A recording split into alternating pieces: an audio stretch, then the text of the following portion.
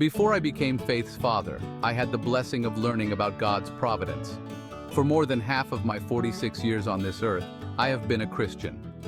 Over these 25 years, I have had the opportunity to learn a lot about myself and see how God's hand has worked in my life, molding me into the person I am today. In early 1968, my mom discovered she was pregnant with her first child. My family and extended family were elated. However, unbeknownst to my mom, an operation and some medication she had taken would alter the course of my life before I was even born.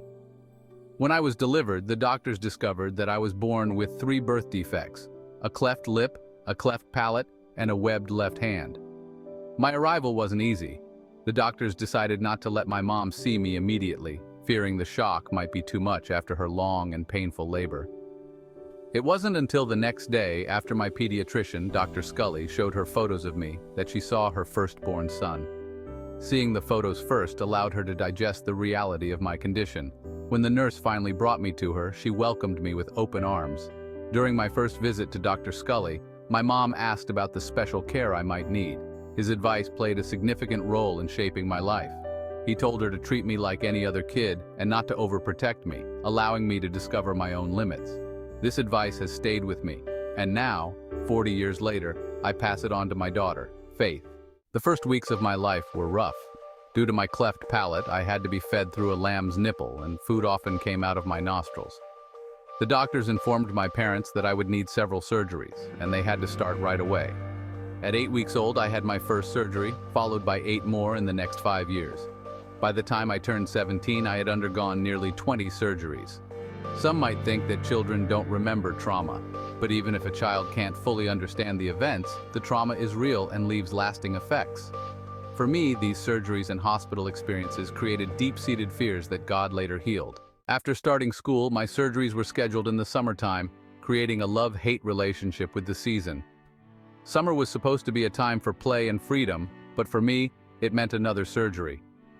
After each surgery, my face was often swollen, making it difficult to play outside with my friends without facing inevitable questions about my appearance. I never got used to those questions. They cut me deeply every time. The fear of surgeries and hospitals consumed me. The worst part was the shot given before surgery, which caused me immense anxiety. I would cry and beg not to receive the shot, but it had to be done. The smell of alcohol in the operating room triggered memories of previous surgeries and the pain that followed.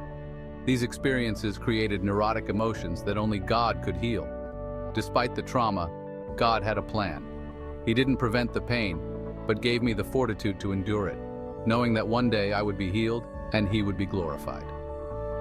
I believe these experiences were part of God's preparation for me to be a uniquely designed father for Faith. My family life added to the challenges I faced. My dad was a selfish man, scarred by a traumatic childhood. His mother suffered from mental illness, which affected him deeply and made him emotionally distant. His selfishness was evident when he stayed home to fish while I was in the hospital recovering from surgery.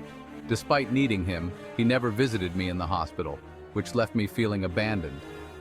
The conflict between my parents escalated until my mom finally decided to leave when I was 5.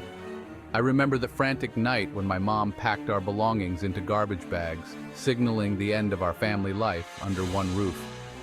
The trauma of surgeries was compounded by the trauma of divorce. My mom remarried a year later, but I struggled to accept my stepdad as a father figure. My mom wanted us to call him Dad, but I resisted, feeling that I already had a dad. This resistance led to resentment from my stepdad, which surfaced when we worked together in the garage. He often made fun of me, calling me stupid while accepting my compliant brother. My stepdad's resentment grew, especially when he discovered that his best friend and business partner was having an affair with my mom. This relationship eventually led to the birth of a child, further complicating our family dynamics. My stepdad and mom eventually divorced, but they reunited a year later, only for him to leave us for good a few years after that. Shortly after, my relationship with my biological father was permanently severed. One weekend, I told him I didn't want to visit anymore, and he took it as a cue to stop fulfilling his duty as a father. His wish to be free from the responsibilities of fatherhood had come true, leaving me with a sense of rejection that would haunt me for years. At 15, after my dad and stepdad walked out of my life, I was consumed by self-loathing, anger, and rebellion. I began drinking as a way to escape the pain. My first drink at a friend's house felt magical, instantly numbing my emotional pain. This marked the beginning of my battle with alcohol, a battle that would nearly kill me several times. One night I accepted a drinking challenge from a friend, which resulted in me drinking so much whiskey that I passed out. My friends considered calling an ambulance but decided against it, fearing they'd get in trouble. Fortunately, I survived the night, but my addiction to alcohol only grew stronger. Suicide. Alcohol wasn't my only battle, I was also obsessed with thoughts of suicide. During my senior year of high school, I came dangerously close to ending my life. One evening, overwhelmed by pain and despair, I found my friend's dad's gun and put it to my temple. The only thing that stopped me from pulling the trigger was the fear of going to hell, a belief instilled in me from my limited religious upbringing. I put the gun back, but the pain didn't go away. I spent the next few years trying to drink away the pain, which only led to more legal trouble. I was arrested for minor consumption and public intoxication, but these incidents failed to wake me up to the reality of my situation. It wasn't until a conversation with my drug and alcohol counselor that I began to see the truth.